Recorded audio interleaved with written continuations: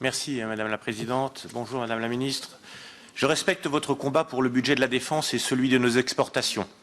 Mais cela ne suffit pas pour une bonne politique de défense. Des contradictions de fond entachent votre action.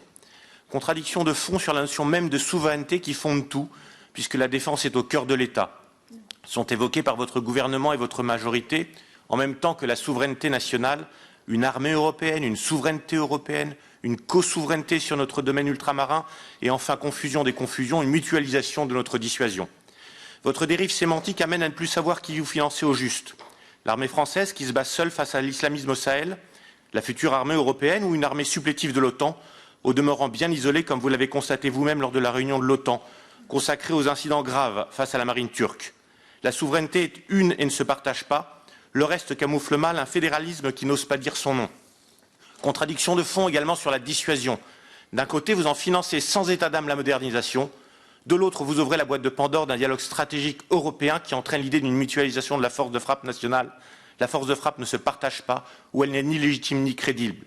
Contradiction entre la défense du nucléaire militaire et l'abandon de son frère jumeau, le nucléaire civil, au nom d'une transition énergétique aussi vaine qu'utopique. Comment ne pas voir dans cette contradiction les germes futurs d'une remise en cause du nucléaire tout court?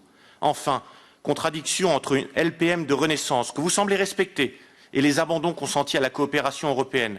Contradiction entre l'urgence d'une relance pour notre industrie d'armement et l'indigence de votre plan de relance, inférieur au plan de 2009, alors même que la crise qui le justifiait est bien moindre que celle que nous vivons aujourd'hui. Comme ministre, il vous revient de dire que la situation actuelle exige d'avancer les fortes hausses de crédit prévues, fort peu courageusement, hors du mandat présidentiel, après 2023, bref, qu'il faut un ambitieux plan de relance de la défense qui reste la LPM et dans la LPM, mais anticipe les hausses de crédit. Je vous remercie.